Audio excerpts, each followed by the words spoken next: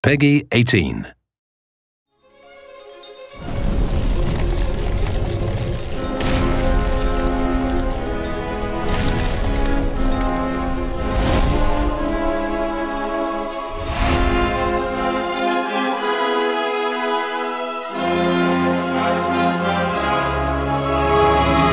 So with Reckoning, what I wanted to do was really bring the hardcore action moment-to-moment button presses and choices that players have with an action game or a fighting game into the RPG stance. So you're not looking so much at DPS and like math over time, you're looking at which attacks I'm using over time and how to defend it properly and where I am in relation to each enemy. That's the thing when you play RPGs. You do the RPG element, but you're like, oh man, I gotta go fight this in this dungeon. This is gonna be boring. You got the like slow, and that's my combat. You're not looking forward to fighting, but you're looking forward to the story because it's so interesting. We really wanted to bring the RPG gamer a little bit more to the action side. If we had cool hardcore stuff for the hardcore action gamer to like get into and understand, that's cool, but we really wanted to be bringing all that fun to the RPG gamers.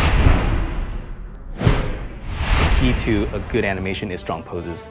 I feel like if you look at our combat, and hopefully when you freeze a frame, if you did, that you have a strong pose there. And like it's dynamic, and you can tell exactly where the swing is coming from, how heavy the weapon is, and basically how powerful the player really is. Wanted to be like badass, strong, raw power, no soft type of thing, no whimsical thing. It's all just hitting hard, mess you up, clear the room type of action. We tailored our poses and our animation to the control. Like we really try to push that as far as we possibly can. Everything about every button press is that there's pregnant action to it.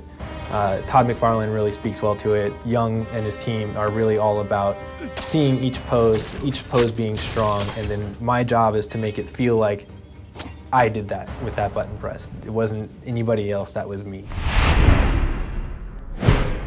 So there's only one way to do an action RPG in the style that we're doing, and that's to sit the animators and designers side by side.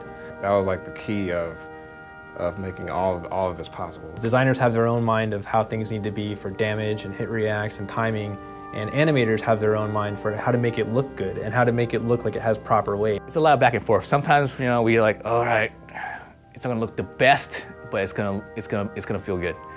And designers like, okay, fine, you can have more frames, it's gonna be a little slower probably, but it's gonna look good.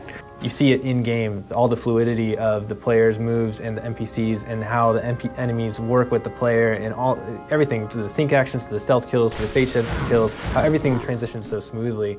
It's a direct result of us sitting together and implementing all this stuff together.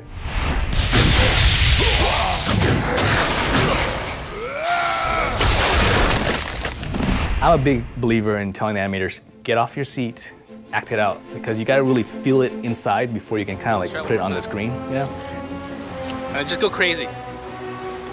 It's hard to describe, but like as an animator, you want to make it as believable as possible.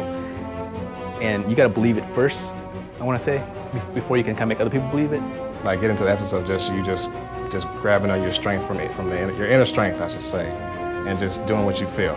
No like training involved, just Hail Mary with these weapons and see what you can come up with. We want to make it believable, but at the same time, we want to make it awesome. Where like you're like, wow, I know that's impossible, but I want to do that.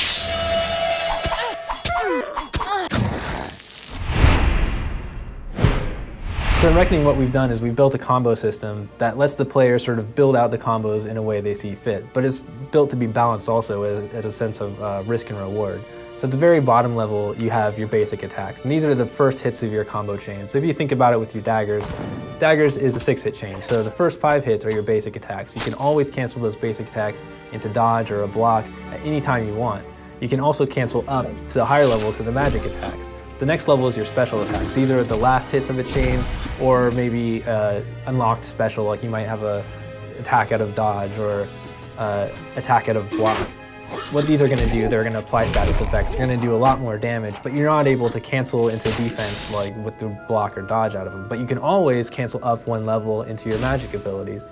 From your magic abilities, you're really committed to that move. So once you're using magic, you've paid a mana cost, but you're committed to that move. If you're going to get hit afterward, you might get hit. And it's going to take a while before you can block, cancel, or dodge cancel, or even attack again out of it. So what we've done is built that system where you start with the low and you can kind of always move up the chain. And now you can start working in things like launching attacks, and then you can start building combos out of it. You might get to the end of your very last hit and you've hit him with a strong finisher, but you always know you can do a magic attack to sort of continue the chain or something. And it's really all about creating this language that the player can then build combos off of.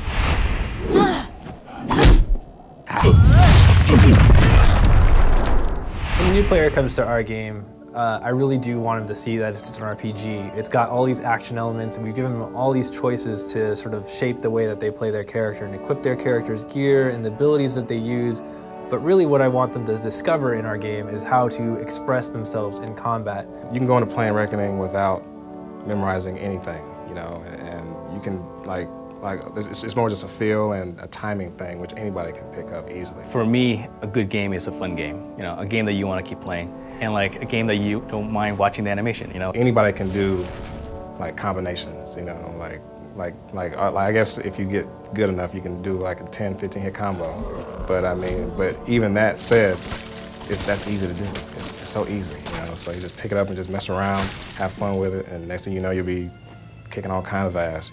In any other game, they're always going to have the standard 4 attacks that they use, and that's what makes them a warrior. But in our game, I feel there's so many variations on how you can actually play that out as a warrior, whether you're using dodge or teleport or blocks or parry, or which combinations of weapons that you're actually using and magic abilities, that it really does become sort of an expression of you. And it's just so much fun just to walk through our own building here at Big Huge and just see each player playing in their own way, and in combinations that I never thought would be possible, but they work, and it's just sort of how each person just represents themselves. So really what I want to see is just that self-expression. I'm really looking forward just to seeing videos of like combos or ways like people have found to defeat enemies just using the tools that we've given them.